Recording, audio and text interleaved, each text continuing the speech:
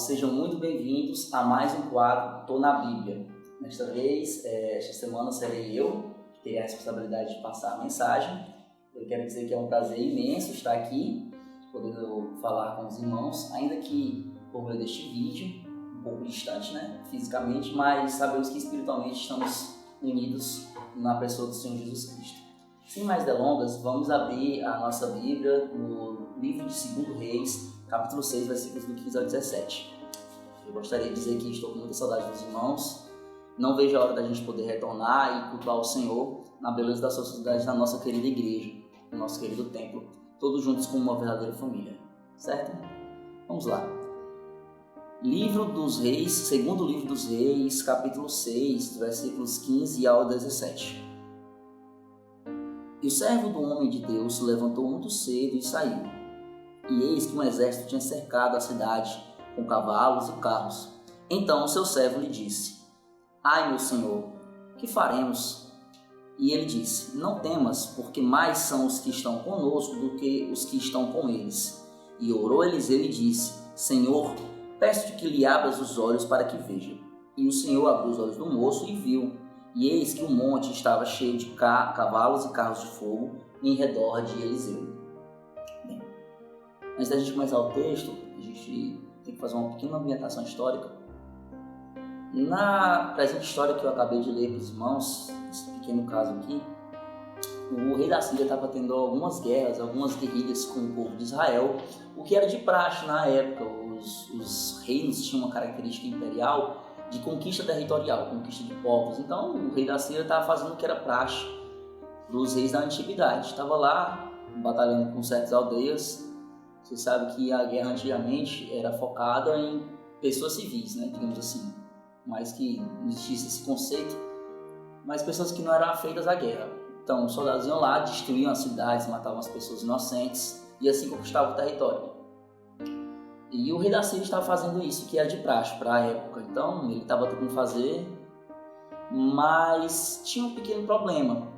Toda vez que ele ia se acampar em algum local e ele sabia que ele tinha informação de que os israelitas estavam naquele local, então ele queria fazer uma espécie de emboscada para acabar logo com o poder militar do povo, da nação, e assim conquistar com mais facilidade. Só que toda vez que ele tentava fazer isso, ele chegava no local e não havia mais acampamento, os israelitas tinham saído. Eles sempre sabiam o que o rei da Síria ia fazer. Então o rei da Síria ficou meio assim, encucado, digamos, como um cearense, Ficou encucado com a situação. Como é que pode? Esse povo é meu inimigo e toda vez que eu vou emboscá-los, eles não estão mais lá, eles sabem de alguma forma. Então, pela lógica, o rei da Síria pensou: tem algum informante aqui no nosso meio, tem algum traidor aqui no nosso meio, ele deve estar passando informações. Então ele exigiu dos seus militares, dos que estavam com ele, que se fosse revelado o traidor, porque ele já tinha ciência na sua cabeça de que tinha alguém passando informações para o rei de Israel.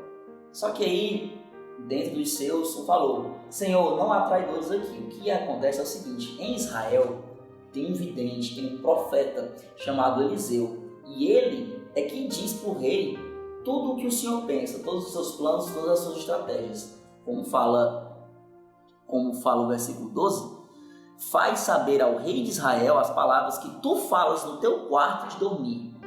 Então, o rei ficou espantado. Como assim? Como é que ele sabe das coisas que eu penso e medito? Hoje, nós sabemos que o Senhor é que informava o profeta Eliseu. Nós sabemos pela vida, pela história de Eliseu, tudo que nós lemos na palavra, o quanto ele andava em conformidade com a palavra e nos caminhos do Senhor, o quanto ele tinha intimidade com o Senhor, que não haveria outra resposta que não fosse Deus dizendo a Eliseu todos os planejamentos e planos do rei da Síria. E assim, Eliseu, como um bom civil, passava para o rei e o rei conseguia se proteger desses ataques do rei da Síria. Quando o rei soube dessa informação, ele ficou bem enfurecido e ordenou que os seus militares fossem lá prender Eliseu, prender o informante para que o rei não pudesse mais saber dessas informações.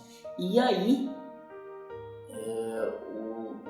o rei da Síria mandou seus exércitos, encontraram Eliseu, que estava em Dotã, como diz o versículo 13, e tentaram emboscar o homem de Deus. E aí começa a nossa passagem, quando o servo de Eliseu, que como alguns estudiosos pensam, tem uma grande possibilidade de não ser Geazi, aquele mesmo lá que correu atrás de Naamã para poder pegar algo de valor financeiro, de valor monetário, e acabou pegando a lepra de Naamã, por sua soberba, o seu orgulho. Os estudiosos dizem isso tanto por fontes arqueológicas quanto pelo fato de que esse servo ficou espantado quando viu o exército sírio ao redor da casa de Eliseu, no alto do monte. Ele provavelmente não sabia das maravilhas que Deus fazia através do seu profeta. Tanto assim que o profeta Eliseu, e é o que chama a atenção nessa passagem, não ficou espantado com essa emboscada do exército sírio. E ele apenas pediu ao Senhor que abrisse os olhos do seu servo, para que ele visse. E aí o servo teve os seus olhos abertos pela vontade do Senhor, pelo poder, pela mão do Senhor, e ele viu miríades celestiais atrás do exército sírio, quer dizer, cercando ainda mais o exército. E ele viu o quão o Senhor estava com Eliseu, quão grande eram esses exércitos, essas miríades celestiais, e como o Senhor protegia o seu servo. E explicou, então, para o servo qual era aquela tranquilidade que Eliseu estava naquele momento. Sendo assim, eu gostaria de passar para a ideia da mensagem que eu quero passar hoje. Eliseu tinha total consciência da intimidade que ele tinha com o Senhor. Ele orava todos os dias, ele buscava o Senhor, Deus falava com ele, e eles eram o canal pelo qual Deus se manifestava para a sua nação, para o rei de Israel e para a sua nação. Sendo assim, Eliseu tinha tranquilidade em saber que Deus era fiel e o protegeria de qualquer ameaça que o inimigo de nossas almas pudesse fazer com ele, tanto espiritual quanto física. E este é o sentido da mensagem.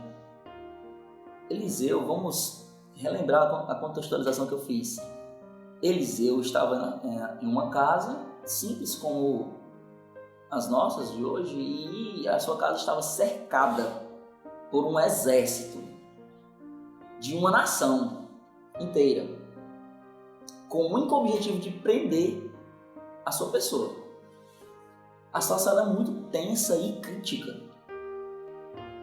Os irmãos conseguem imaginar isso? Você está na sua casa e a sua casa está cercada por um exército.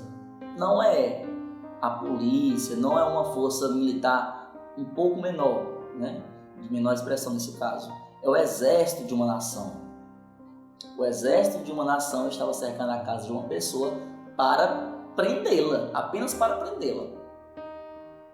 E Eliseu, que era a vítima nesse caso, estava tranquilo, porque ele confiava no Senhor, ele sabia que o seu Deus era fiel, o seu Deus era vivo, era diferente dos deuses da antiguidade. Como a própria Bíblia fala, tinham olhos, mas não viam, tinham ouvidos, mas não ouviam, tinham boca e não falavam, tinham pés e não andavam.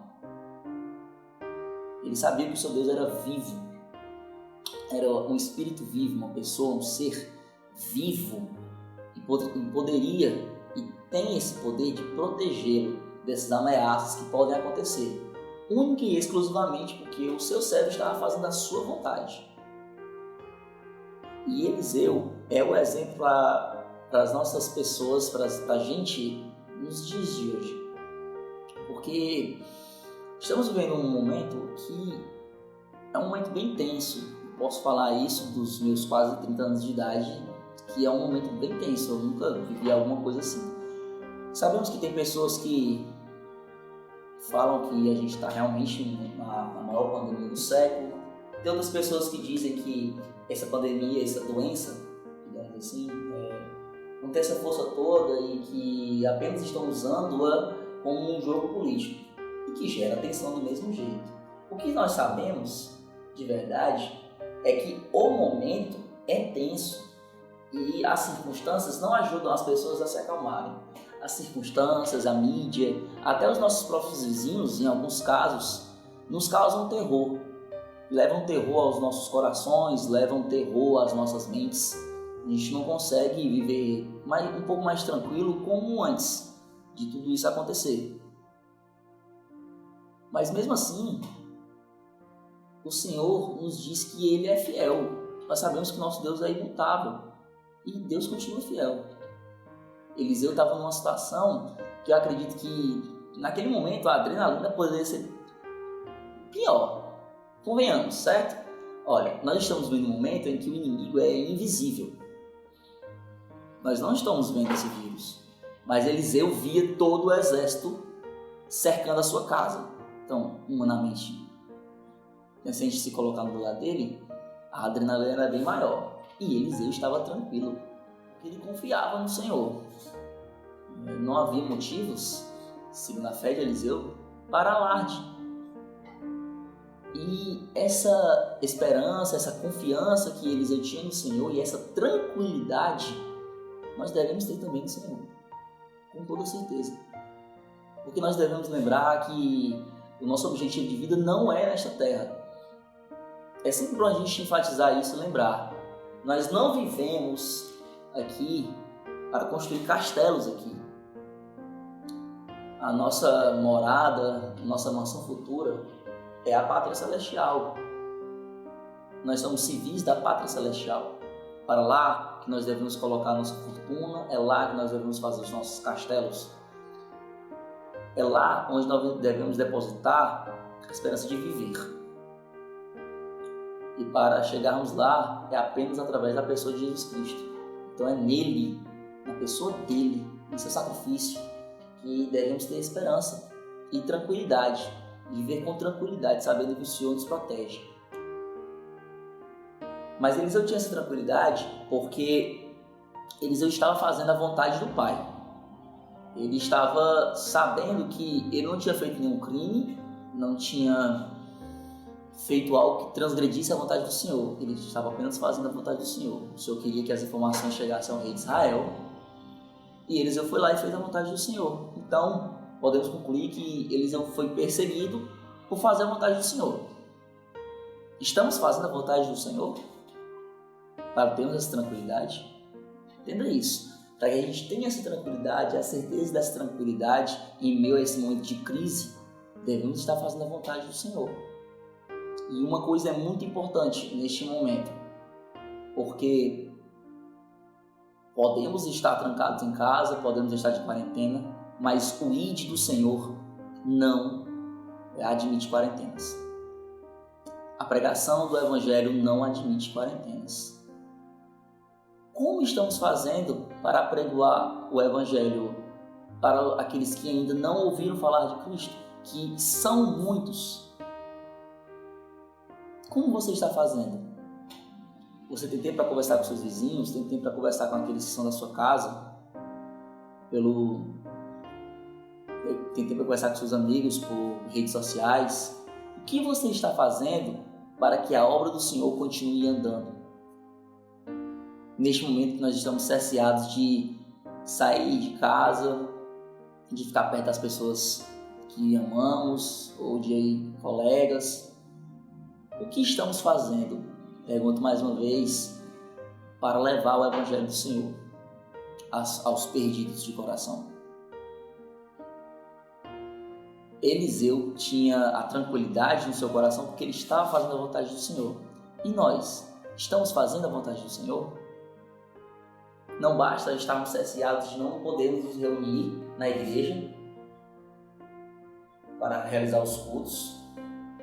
Será que também estamos abdicando do mandato do Senhor de pregar o Evangelho? Esta é a pequena reflexão que eu faço, meus irmãos. Nós não podemos parar, não importa a situação, não importa a crise que estivermos vivendo, não importa. A ordem é bem clara: ide por todo mundo e pregar o Evangelho a toda criatura. Sabemos da responsabilidade. Nós sabemos que se a pessoa morrer sem ouvir o Evangelho, sem aceitar Cristo, o destino dela é muito pior do que qualquer pandemia de coronavírus ou qualquer outra coisa. Sabemos disso. E essa verdade é irrefutável.